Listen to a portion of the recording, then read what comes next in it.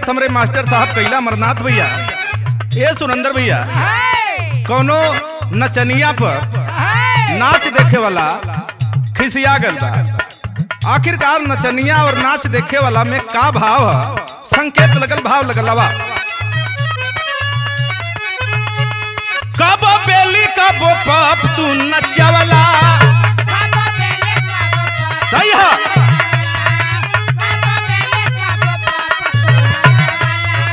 पूरा साटा के पैसा सधवला,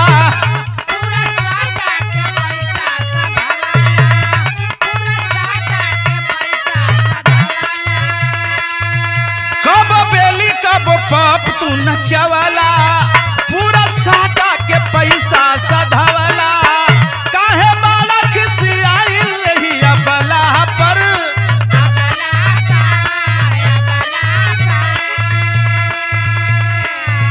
होई जाई बवाल तोरे भगला पे, धन काहे खिसियालू यही पगला पे। चला ठुमका अब ठुमका लगावा अब तबला पर,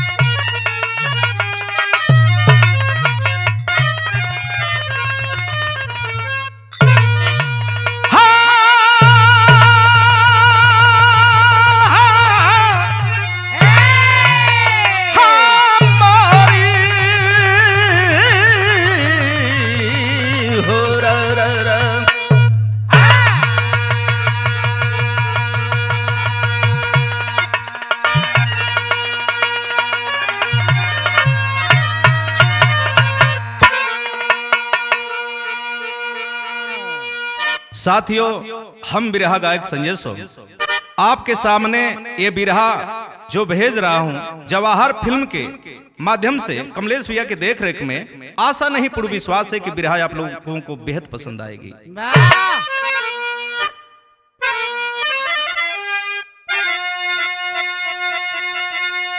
कर्तव्य रूपम स्वरूपम महाबोधि,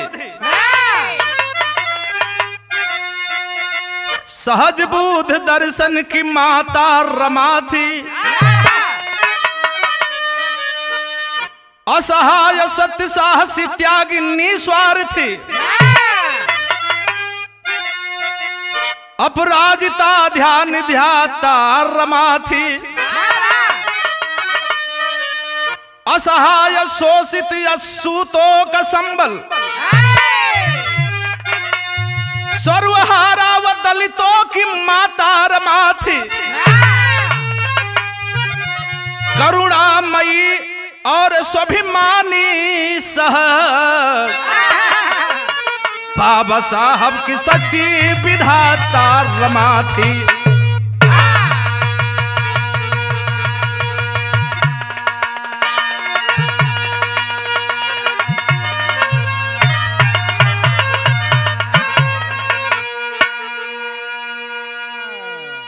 जवन हम बिरहा गावे जाते आप सबके बीच में बाबा साहब के विषय में बतावे जाते हैं। आखिरकार ये सबके सुनने और समझने जोग बिरहा गा रहा हूं और बिरहा में गजल लग गई।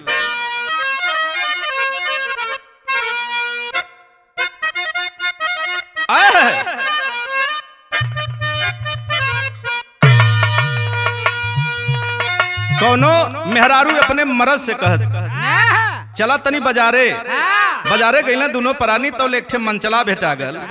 वो मंचला के वो मेहरुआ डांटत ही कहत का संकेत लगल भैया हमारा बा। अरे लहंगा मेरा ये महंगा है, कितना बढ़िया में भाव छुपल भैया हमारा। अरे लहंगा मेरा ये महंगा है, छूना नहीं रजा।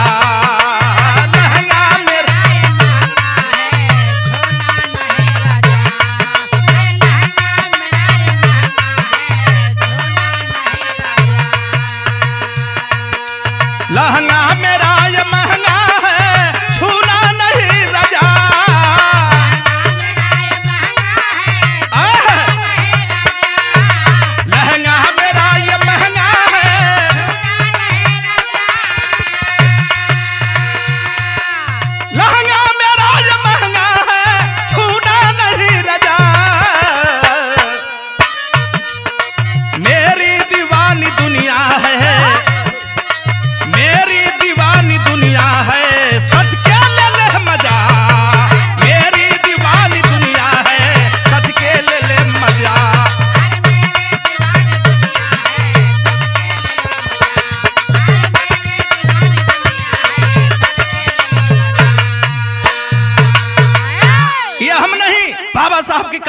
है, शिक्षा वो शेरनी का दूध है जो पिएगा गुर्राएगा। लेकिन कवि जी की कलम लिखती है, क्या लिखती है भैया हमारा बा? अरे शिक्षा जीवन की ज्योति है सुरेंद्र भैया, अरे शिक्षा जीवन की ज्योति है, सबने किया पहल, सबने किया पहल।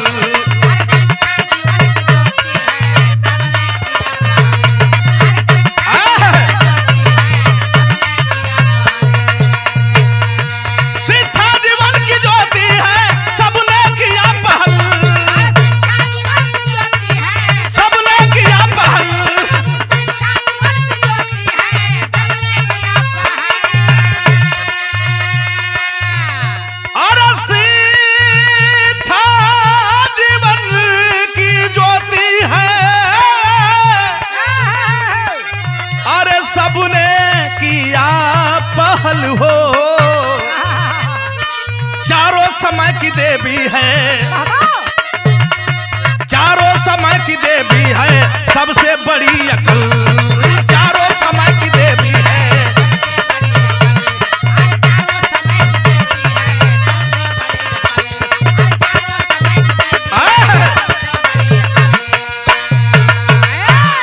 ये हमें से बिरहा के शुरुआत लगल। अब भैया हमारा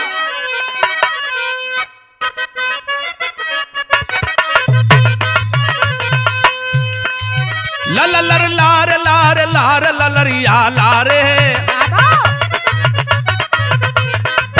दन नर नार नार नार नरिया नारे। बचपन में भीमराव की मां स्वर्ग सिधारी है, भीवाया नाथ होगा जिसकी वो लाचारी है। पिता ने माँ बाप के रिश्ते को निभाया, राम जी के दोस्त एक दिन भाऊजी घर पे आए, बेटी के रिश्ते के लिए हाथ बढ़ाए। आजा भैया हो बिरहा में ये कहानी हम जब गावे जाती, राम जी राव के बेटवा का नाम भीम और राम जी राव का साथी भाऊ। भाऊ एक दिन घर पहले अपने राम जी राव से कहना साथी से कि भैया हमारे पास बिटिया है, आपके पास बेटवा है, अगर हमहन ये दोस्ती के रिश्ता में बदल लेती जा तो और आनंद हो जाए। लेकिन भाऊ कहना का तर्ज लगल, कौन तर्ज भैया हमारा?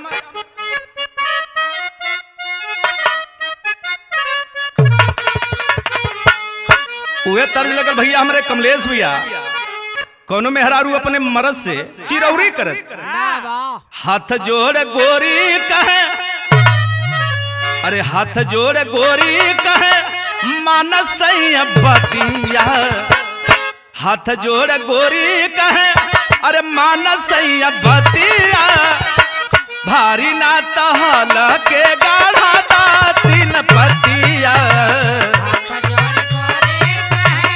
मानस बतिया,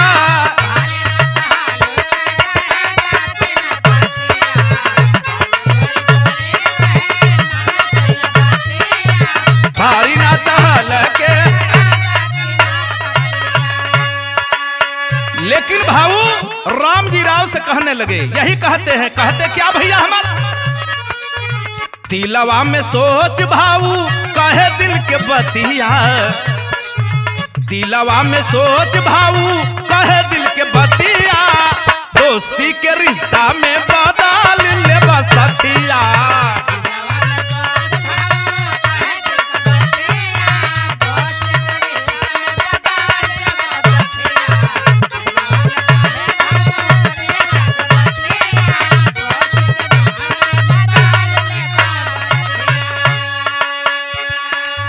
भाऊ का विचार सुन करके राम जी राव बड़े प्रसन्न हैं और राम जी राव का पूरा परिवार प्रसन्न है।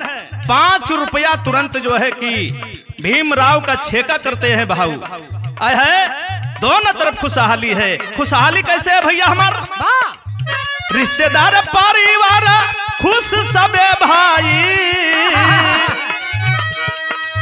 आवे ना समझ का मन पाटे या धुराई, आवे ना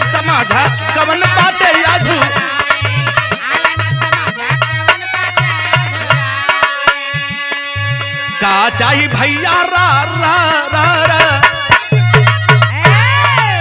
का चाही भैया ले बा बोला तू कीमतिया का चाही भैया बोला ले बा तू कीमतिया दोस्ती के रिश्ता में बदल ले बा सखिया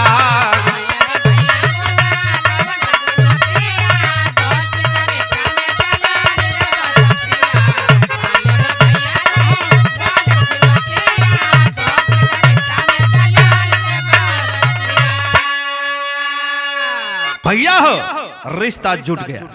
अब तो ये हुआ कि शादी का लोग इंतजार करते हैं। यहर देखा यही बीच में रामजी राव किसी फंक्शन में शामिल होने के लिए मुंबई गए और जो वो फंक्शन पूरा हुआ तो जब घर चले तो एक आदमी मिला, विनोद पुरकर नाम का आदमी मिला। बोला साहब आज हमारे यहाँ रहिए। और इस बात को सुन करके उसके साथ जब उसके घर पे गए, एक लड़की पानी लाती है, मीठा लाती है, बैठ करके पानी पीते हैं। उस लड़की की तरफ देखते हैं। रामजी राव क्या बात है, क्या संस्कार है, क्या इसके अंदर भाव है। बहुत खुश हैं। रात का खाना दाना भयल, आखिरकार वो परिवार की गरीबी देख के, तकलीफ देख के रामजी राव विनोद पुरकर मजदूर से सवाल कर देते हैं, भैया इतना बड़ा परिवार है आपका, कैसे चला लेते हैं। वो आदमी, गरीब आदमी, मजदूर आदमी रो कर कहता है रामजी राव से, क्या कहता है, संकेत लगल तर्ज में भैया मार।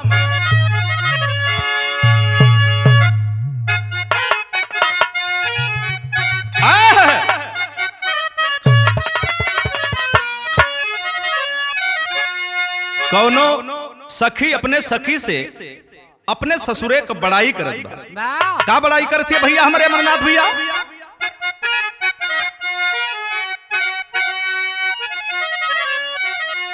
अरे कितना बताई सुखा, अरे कितना बताई सुखा, अरे ससुरे का गोरी हो, सैया बाण चाँद यौरी हम बड़ी चकोरी हो।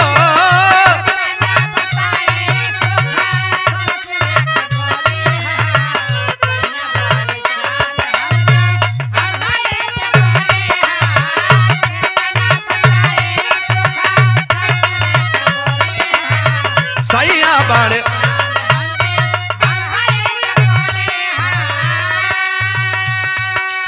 विनोद पुरकर कहता है, रामजी राव से कहता है, साहब हमार दुख जानल चाहत हुआ, हमार परेशानी का है, सुना हमार बात। कहता है कारिला मजूरी साहब, कारिला मजूरी साहब घरवा चलाईला, कारिला मजूरी साहब घरवा चलाईला, जीवन कुछ कमाई होला खाईला खियाईला।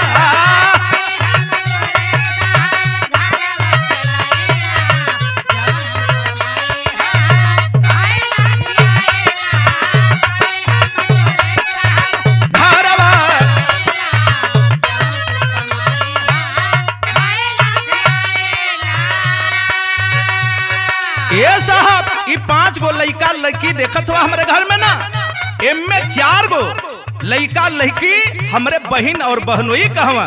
हमरे बहन का नाम रुकमणी और हमरे बहनोई का नाम भिक्के धुत्ते।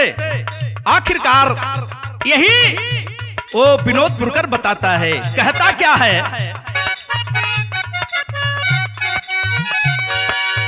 बहनी हमार गईली हीरावल के छोड़ के,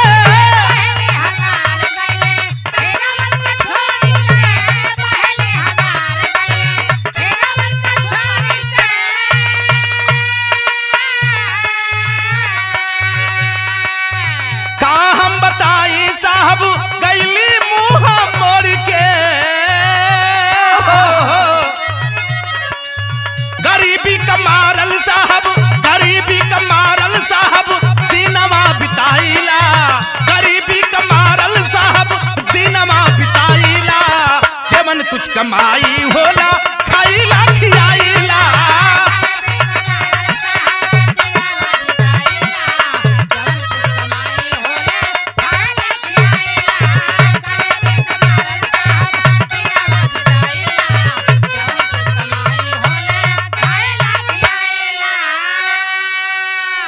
रात रात कट गई, सवेरा हो गया। सवेरे विदाई के समय रामजी राव विनोदपुरकर के घर से जब वहीं चले, एक बात बोले विनोदपुरकर से, रे विनोदपुरकर, जो तुम्हारी बहनें है बड़ी वाली, उस बहने से अपने लड़के की मैं शादी करना चाहता हूँ। विनोदपुरकर सुन करके, ये बाबू यही कहता है, बाबू आखिरकार हमसे कहीं मजाक तो ना करत हुआ। लेकिन रामजी राव कहते नहीं रे भाई, ऐसा मजाक मैं कभी कर ही नहीं सकता हूँ। सुन मेरी बात। 2 रुपया निकाले पॉकेट से और बेटी को बुला करके बेटी के हाथ पर रख दिए। बेटिया खुश है, यार देखें बेटिया भी खुश है, बेटिया का मम्मा विनोदपुरकर भी कुछ समय परिवार में खुशी का लहर दौड़ पड़ा। गरीब और अमीर से एगो रिश्ता जुड़े जाते हो भैया, वहाँ का माहौल रही, वहाँ का खुशी रही। आखिरकार देखें विनोदपुरकर के घर से रामजी राव अपने घर पे आए और घर पे आकर के घर वालों को बताए कि भीमराव की शादी मैंने तय कर दिया मुवाखोल पूर्वा में, मुंबई में विनोदपुरकर के बहने से, नाम है रमाबाई। उसको मैं देखा तो मेरे दिल में बस गई, उसका कर्म, उसका विश्वास, उसका त्याग जब मैंने देखा तो मुझसे रहा नहीं गया। इस बात की खबर जो पहली शादी तय किए थे वहां पहुंच गई भाऊ के पास। और जब भाऊ के पास एक खबर पहुंचल, अब देर न कैला, भाऊ सवेरे होते पंचायत लेके दुआरे आ गई। और जब दुआरे अइला तब बिरहा में भाव लगल, टेरी में भैया हमरे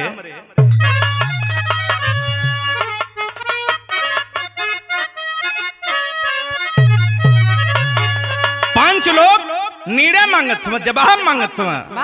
अरे मर्यादा तो मर्यादा होती है, लोग यह कल है रामजी राव कि शादी है मजाक ना है। अरे मर्यादा तो मर्यादा होती है, क्या समझ के रखे बदला क्यों इरादा।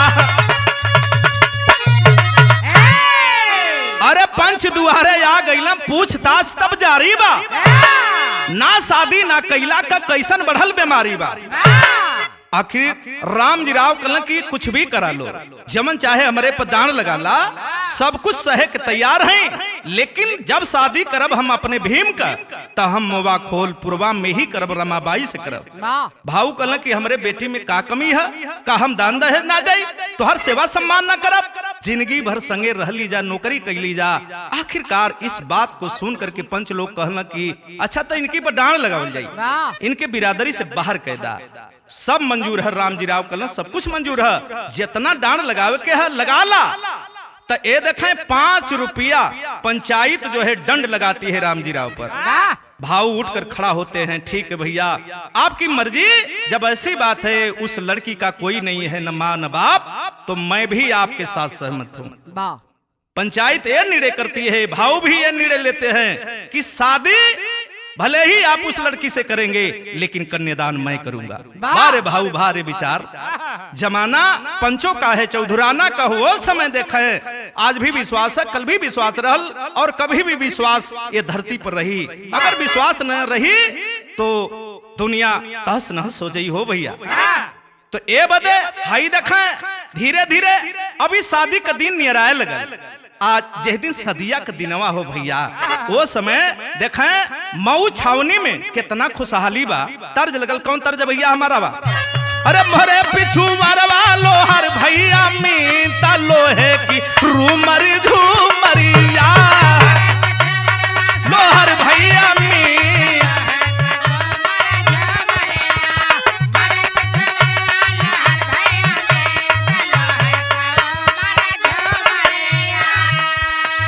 लेकिन विरह में भाव लगल।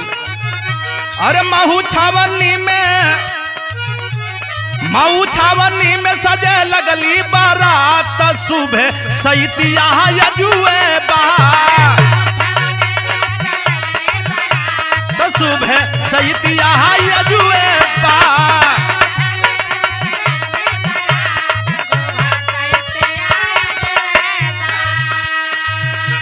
अरे दुल्हा तो दुल्हा सजत हम, बरतियों कम ना हम आय है। आई देखा बहुत खुश हम अपने बेटा के देख के, कैसे खुश हम। अरे सुंदर से हरवा, से हरवा, अरे सुंदर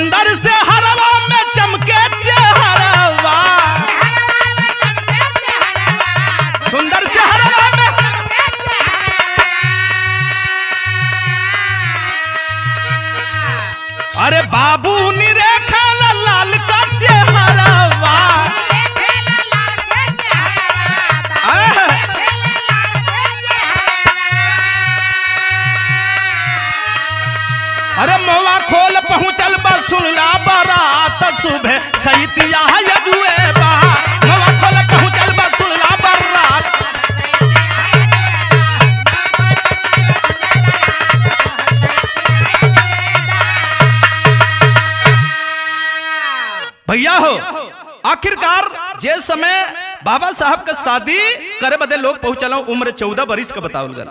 रमाबाई का उम्र 9 वर्ष का, वो से छोट बिटिया गौरी ओकर उम्र हो भैया 7 वर्ष, वो से छोट बिटिया जेकर उम्र 5 वर्ष, और वो से छोट बेटवा जेकर नाम शंकर 4 वर्ष का। देखा ये स्थिति परिवार में है, लेकिन हाई देखा जे समय लोग बारात के लोग पहुंचल तो घरात के लोग सेवा स्वागत में जुट गई। विनोद पुरकर कथमा जल्दी करा बारात आ गई। अरे पानी लोग पियावे लगला, सारी व्यवस्था होके लगल। धीरे धीरे हाई देखा टाइम आ गई शादी वाला। मड़वा में लोग गई शादी करे बदे। राम जी राव अपने बेटवा भीम के लेके वो समय सखी सलेहर गावत काहे गीत भैया हमारे सुरेंद्र भैया। तर्ज लगल कौन तर्ज आवा?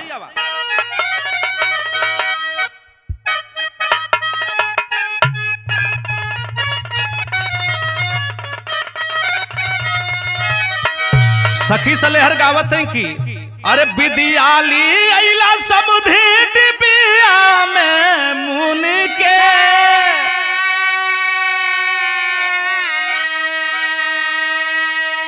बार भैया हमार दोनों जना एकदम जना था कि कई ठे मेहरारू मिलके गावत। ये प्यारे ये स्नेह। अरे विदियाली अइला समुधी अरे डिबिया में,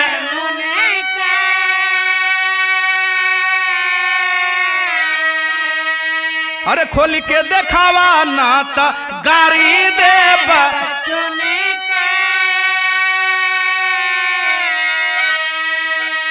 अरे ये तो समझी बदे लोग आवत हैं, लेकिन जब समझदार लड़किया है वो कहते हैं कि ना ना ना, अरे ये दुल्हे राजा पर तनी गावल हो मजा आ जाए। क्या बात है? वो कुल गीत गावत है सखी सलेहर कैसे गावत है भैया हमार बारे अमरनाथ भैया। अरे माए सिखवली ना, अरे माए सिखवली ना, अरे सहुरवो जनाला, अरे सेनुरावा है दुल्हा धीरे से डाला, सेनुरावा है।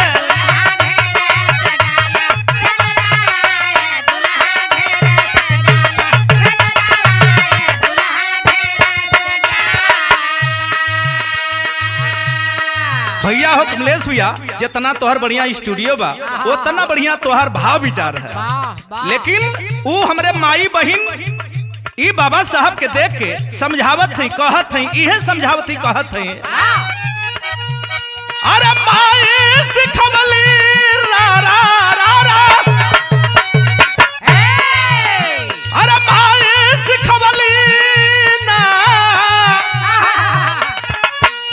अरे माई सिखवली ना, सहुरवो जनाला सेनुरावा है दुल्हा धीरे से डाला, सेनुरावा है दुल्हा धीरे से डाला।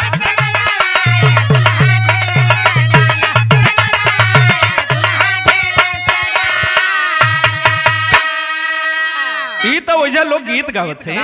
हाई देखा शादी हो गई, सवेरा हो गया, विदाई हो गई। आज ये समय विदाई हो गई, हाई देखा जे समय मामा मामी विदाई करत हुआ डोली में बैठावत हुआ। अरे बिटिया रोवे की रोइबे न करे हो भैया, जे के माई का प्यार ना, जे के बाबू का प्यार न मिलल हो भैया। मामा मामी के देख के बेचारी रमा रोवत है कि रोइते न है। रमा के रोबले से बन के पतई झरत हो भैया। ओसे जाके पूछिया जकरे पास माई बाबू ना होले, आखिरकार मामा मामी परवरिश करत में बहुत भाव विभोर है बिटिया।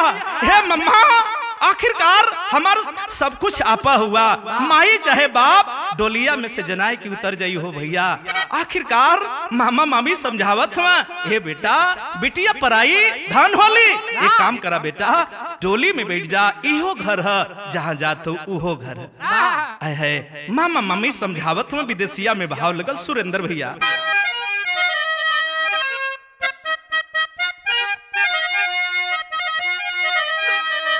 कि मामा मामी कैला सुना, मामा मामी कैला सुना, हर मिल के विदैया, जाके खुश रही है बेटी अपने भावनवा। बेटा अरे पगली का हमार औकात तो परिवार में शादी कर लेती, लेकिन बिटिया कहीं न कहीं तुहार किस्मत भाग्य साथ दे दिलस। बेटी जानत हो, अरे कैला यह हसान बेटी, हे बेटी कैला यह हसान बेटी, राम जी राव हमानी पर, अरे देवी देवता जस पूजिहा इनकर चारणवा। ए बेटा ये अपने ससुर के बाप के समान सेवा करिया, सेवा में कोनो कमी ना होखे, जे जैसन होखे ओकर उचित सम्मान करिए। बाहरे मामा बाहरे मम्मी, बहन के लड़की हो तो का एक बात ध्यान रखिया बेटा, हमारी इज्जत तोरे हाथ में है बेटा, हमारी इज्जत तोरे हाथ में है कि हथवा के जोड़ी रोवा, अरे हथवा के जोड़ी रोवा, अरे रामा बेटी आहो, अरे जन सुन कर मामा हमारो भावनवा। मामा कबो भी समय मिली तो एक बार हमसे जरूर मिले बदे जा, हमारे दुनिया में के हुए, अरे पगली के बात करते, तोर ये ससुर बाप के समान और तोर पति परमेश्वर के समान, कौनो दुख ना हो रे मुन्ना, कौनो दुख ना हो रे बेटी।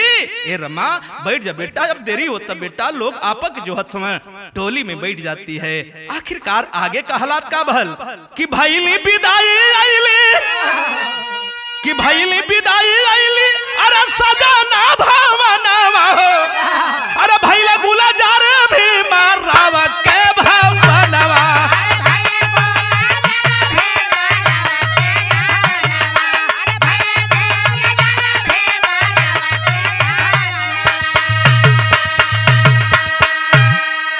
अब रमा अपने मामा के घर से मोवाखोलपुरवा से आ गई कहाँ, ये देखा मऊ छावनी में आ गई। रात को जब मिलन हुआ है बाबा साहब से, सारा दुख बताती है वो लड़की, कहती है स्वामी आप तो हमारे पति परमेश्वर हो, आज खुशी का दिन है, बोल बतिया हंसला, इससे बढ़िया जिंदगी में कबो ये रात अइबन करेले। दुनिया में सबसे बड़ रात होले तो सुहाग का रात होले, और हमसे बढ़िया हमारे उस्ताद नंदलाल रवि जी बताओ ना कि सुहाग रात होले का। लेकिन हाई देखा जब पति पत्नी सुहाग रात में मिलने तो देखा वो जब का माहौल चला था, तर्ज लगल कौन तर्ज भैया हमारा,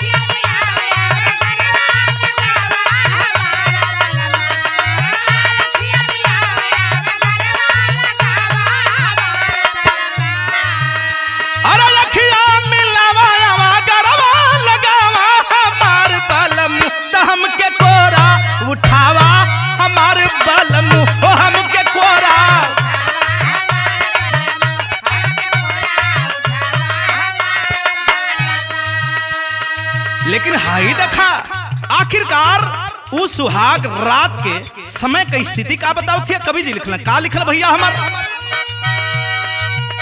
अरे सजिया भइल जब रात का मिलनवा हमारा दुल्ही,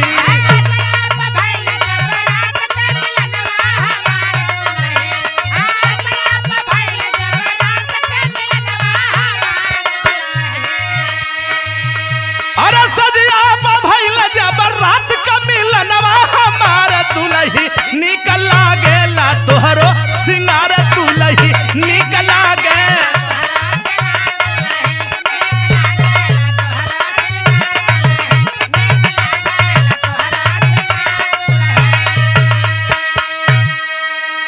रमा अपनी सारी बात बताती है। ए स्वामी बचपने में माई और बाबू दोनों मर गई, हमहन 3 बहन 1 भाई, हमहन का सेवा मामा और मामी कैले, परवरिश कैले।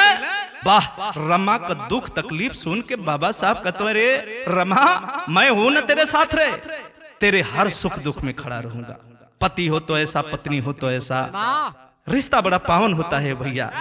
लेकिन हाई देखा भैल का भैया हो, आखिरकार और रमाबाई बाबा साहब से कहती है, कहती क्या है, स्वामी हमारा तू अरे बाटा भगवान हो, पति परमेश्वर हो ल जान ला जहान हो,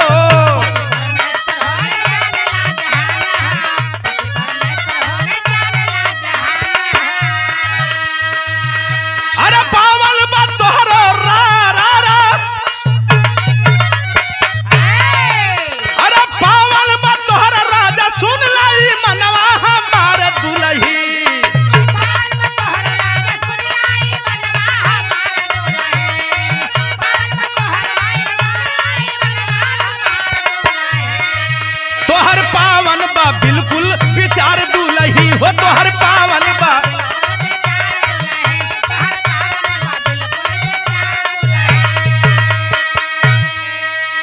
वो रात बीत गई, एक दिन बीत गया, 2 दिन बीत गया, तीसर का चौथ का दिने विनोद पुरकर चौथ लेके आ गया। जब चौथ लेके अला राम जी राव से कहला कि भैया अच्छा तो बिटिया का विदाई कर दा।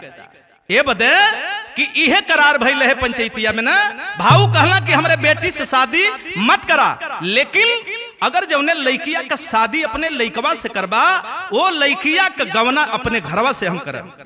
भाऊ ये पंच में फैसला ले हला। अच्छा तो ठीक है। यहाँ विदाई हो गई, विदाई हो करके अपने घर चली जाती है मामा के पास में। ये देखें रमा और यहर विनोद पुरकर के सहयोग में भाऊ बहुत खुश है कि बेटी का विदाई करब, गहना करब। मन ही मन में सोचत हुआ, लेकिन अचानक राम जी राव का भैया तबीयत खराब भइल। आनंद फानन में खबर मिलल जब रमाबाई के विनोद पुरकर के, तो अब केस आई देखे जा, केस आई देखे जा। विदाई लोग आनंद फानन में जैसे ही बा वैसे ही कह देला। जब विदाई कह देला भैया, तो ये देखे रमाबाई फिर अपने ससुराल लग गई। अब और वो परिवार बड़ा दुखित है। बाबूजी राम जी राव पेंशन धारक थे, अब तो वो भी परिवार का साथ छोड़ दिया। परिवार गरीबी के दहलीज पर और चला गया। कोई कमाई नहीं है परिवार में। बाबा साहब को पढ़ने लिखने से फुर्सत नहीं। और ये देखें रमाबाई की जो जेठानी थी वो भी स्वर्ग सिधार गई। ए बाबू दुख का पहाड़ टूट गल वो परिवार में। अब के है बा।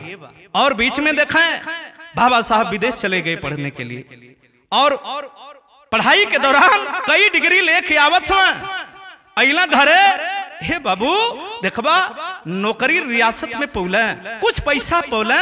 यह रमा बड़ा खुश है कि हमरे स्वामी नौकरी पा गई, पैसा मिलल, अब घर गरीबी दूर हो गई। घरे जब अइलम बाबा साहब त बहुत खुश है, इतना खुश है रमाबाई कि अपने स्वामी से कहत है। पहपट में भाव लगल, कहली का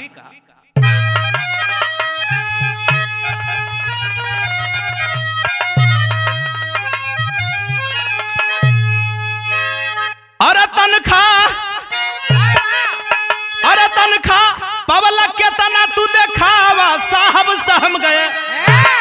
अरे खत्म भइल राशन जाले आवा, साहब सहम गइले।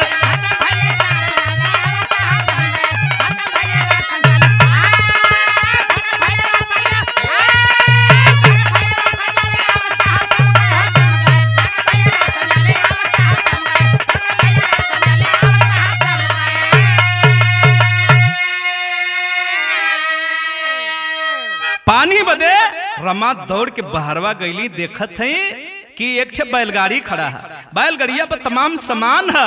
अब तब बुझे में देरी न कैली। रमा बड़ी खुश है कि बड़े दिनों के बाद स्वामी हमर दर्द बुझल।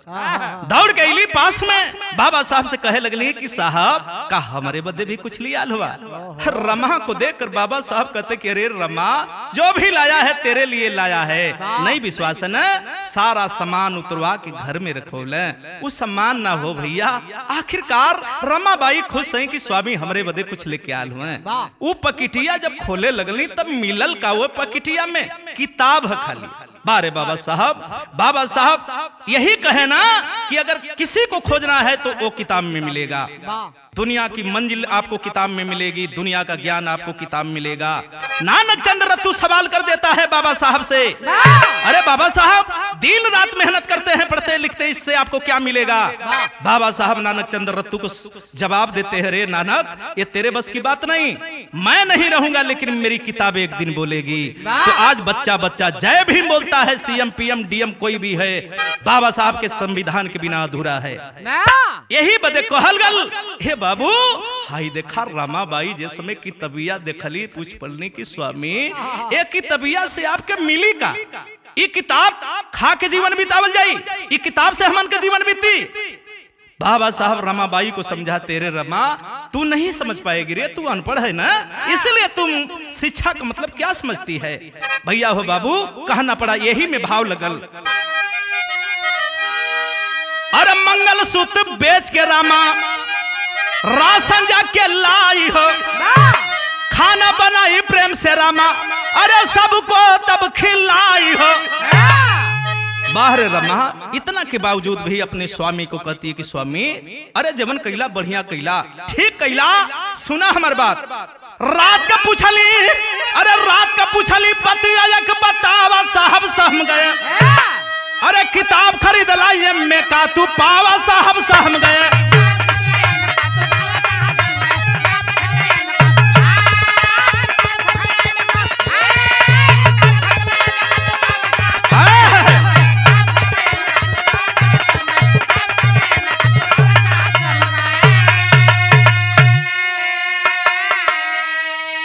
ये साहब पकड़ के थी जोरत थी कहती स्वामी अरे जानत हुआ दिन पर दिन परिवार का खर्च बढ़त था, हम कैसे जीवन बिताईला, कैसे अपने आप के दुख में रह के सुख में रह के स्वामी आपके याद में अपन जीवन बिताईला।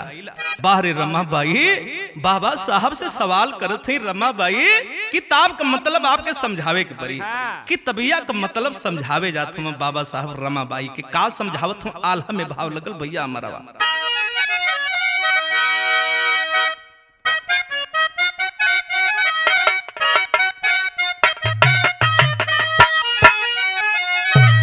हरे टूट गईल बाध रा रा रा रा, हरे टूट गईल बाध बाढ़ी आइल बाजा बुनवा भैया, आइल बाजा बुनवा भैया।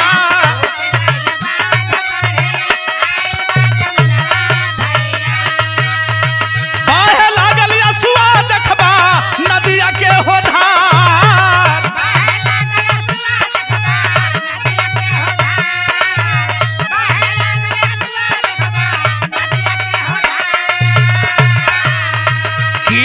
किताबिया का मतलब बतैबे रामा,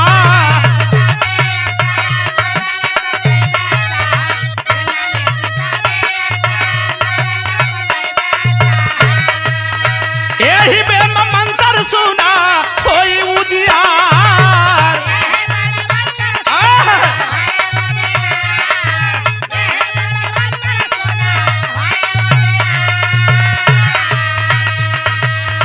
विद्या बिन मति मारल मत बिन मतिया हो भैया, मति बिन रितिया भैया।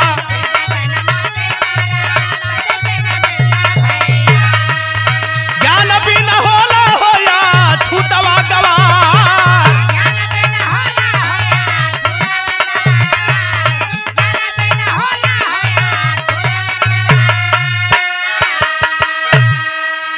अरे रमा ज्ञान का मतलब समझ रही हो, चाहे वो गरीब परिवार का ही बेटा हो, चाहे मुसहर का हो, डोम का हो, धरकार का हो, पासी पटेल किसी भी बिरादरी का हो, जिस समय बढ़िया कुर्सी पर आईपीएस आईएएस बनकर बैठेगा उस समय बड़ी जाति के लोग बिरादरी नहीं जोड़ेंगे, तब अपनी कैटेगरी देखते हैं। उस समय जात पात नहीं होता है। किसी बहन बेटी के साथ बड़े बिरादरी के लोग छेड़छाड़ करते हैं तो उस समय कोई तकलीफ कोई छूत नहीं होता है। ऐसे कि मनु लिखे ढोल गवार शुद्ध पशु नारी ये सब ताड़न के अधिकारी, लेकिन इसका मतलब ये जो आज के समय में व्याख्या हो रही है, लोग ताड़ना का शब्द अलग भाव से दे रहे हैं, लेकिन वहां का बात वहां छोड़े। लेकिन हाई देखा रमाबाई कल की साहब हमके समझ में ना आवत है, ना जानत हो तू अनपढ़ हो गंवार हो, शिक्षा का मतलब का समझबू। रमाबाई जीत कैली साहब तनी हमके पढ़ा दा, हमके पढ़ा दा स्वामी, हमके पढ़ा दा। जब जीत कैली तो रामाबाई के बाबा साहब पढ़ावे लगले। जानत हो जब पढ़ लिख लिए हैं लोग तो अछूत ना कहिया, गवार ना कहिया, जाहिल ना कहिया। ऐसे की शिक्षा से ही पूरे देश का सम्मान बढ़ेला, और जहां भी देखा शिक्षा ही शिक्षा बा। आखिरकार बाबा साहब रमाबाई को समझाते हैं। सदर में भाव लगल अमरनाथ भैया।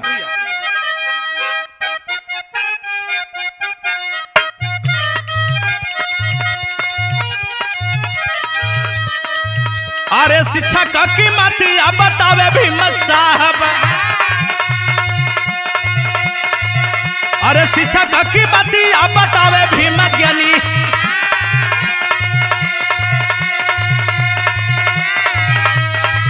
अरे यह बाटे अमृत होई यही से उधार।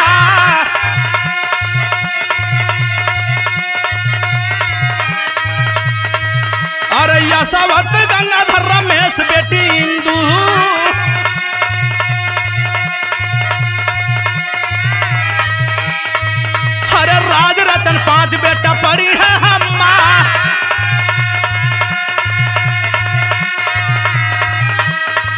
अरे फटा ही लुगारिया पहना बभालहू, अरे लाइकन के शिक्षा से दिलाई भी अधिक, अरे गोबर और कंडा भी न काटेली लगाना, अरे सही सही शासक चलावे संसार।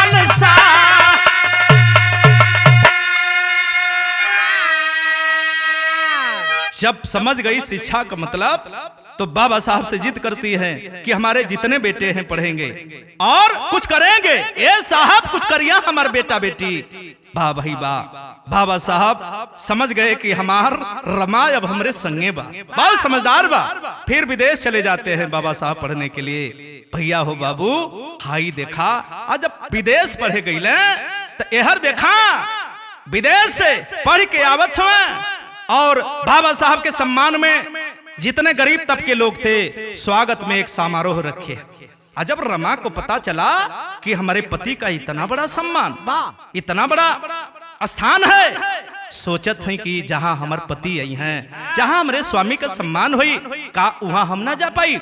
अच्छा तो मन ही मन सोचत है, गुनत है का पहिरी कैसे जाई, गरीब तो हम ही जरूर। अपने जेठ आनंद राव कुछ रुपया देले, बाजारे गईली, सोचत ही साड़ी खरीद ले तो हमारे स्वामी यही हैं ता जवन बिस्तर है व्यवस्था है वो फाटल पुरान है, कहीं देखिए तो हमके कुछ कह दिया तो हमारे जैसन अभागी ने दुनिया में कोई हो न करी।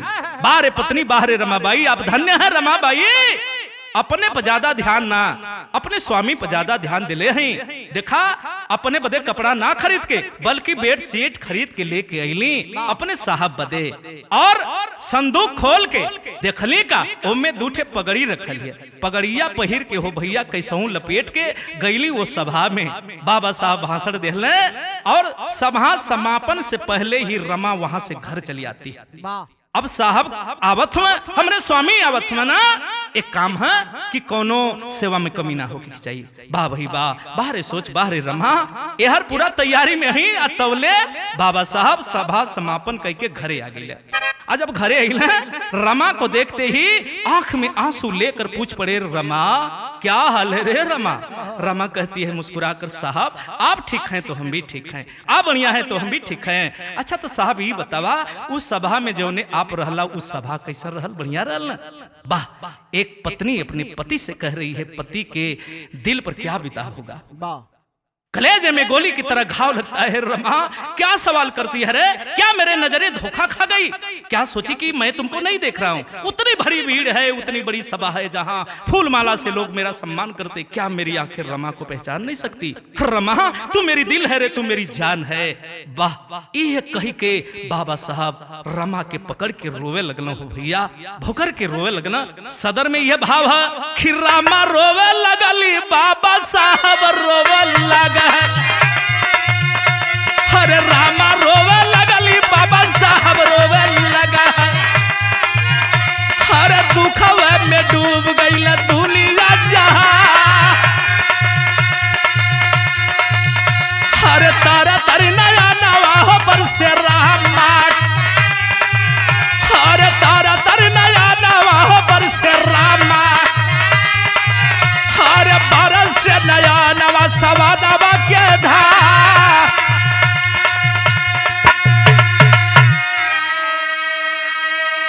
भैया हो हे स्वामी, जानत हुआ इतना हमार बेटवा बिटिया बीमार भइला, केहू गांव घर के लोग मदद न कैले, दवाई के भाव में हमार बेटा बेटी मर गईले।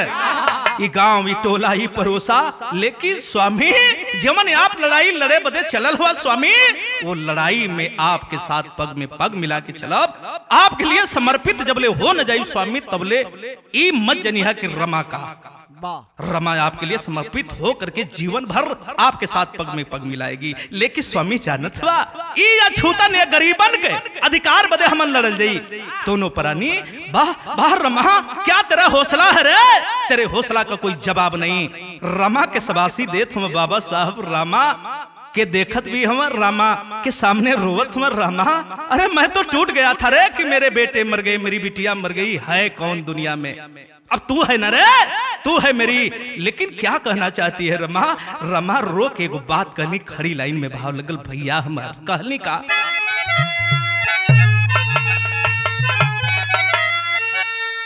रमा अरे मांगा एक मंगाना पूरा सजना। ये हमारे उस्ताद का मतलब बिहार के सुरेंद्र भैया अमरनाथ भैया तो जैसे जनाला की वाकई महुआ के डार से महुआ चुअत है। रामा मांगे एक मंगाना पूरा सजना, दिल में भारी बा सपनवा सजादा सजना।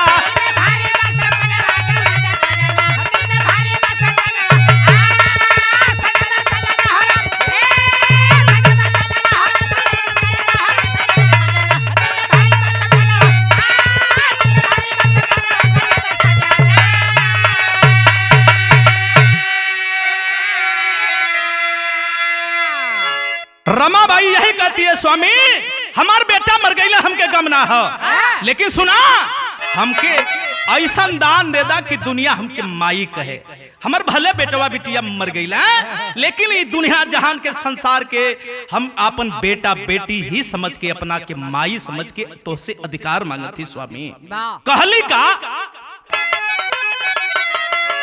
अरे हमारे ही हीरावन के अरे कसम बात सजनवा, अरे सामर भादो हो गईला तू नो रे नयनवा।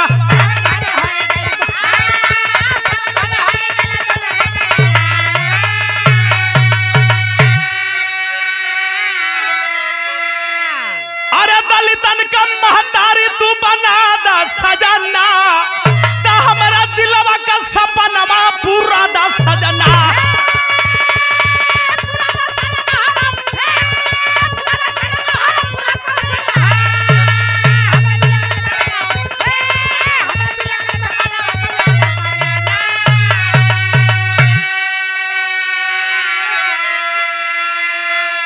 बारे बाबा साहब देश की आजादी जब खतरे में थी, कोई संविधान नहीं लिखने वाला था, उस समय बाबा साहब की कलम उठी और लिखते हैं सबके हक और अधिकार को। कैसे लिखते भैया हमार आवा कि बाबा साहब भीम लिखे अरे सबकर संविधानवा, अब मिलली आजादी गुण गावे ला जहनवा।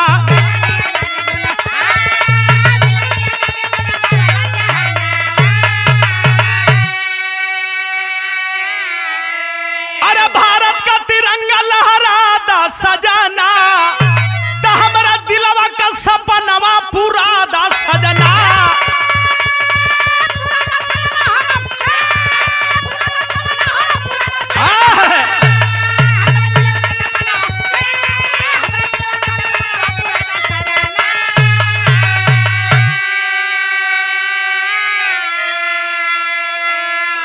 बाबा साहब 2 वर्ष 11 माह कुछ दिन में जो संविधान लिखे एक बैठे हुए भैया हो, लेकिन यह विद्वानन की जिंदगी, यह त्याग रमाबाई का त्याग उर्फ बाबा साहब का संघर्ष।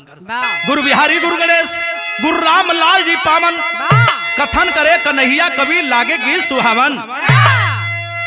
मर्यादा तो मर्यादा होती है, अरे बचवा संजय सोम के संग में विष्णु दादा। मर्यादा तो मर्यादा होती है, संग में विष्णु दादा हो मर्यादा।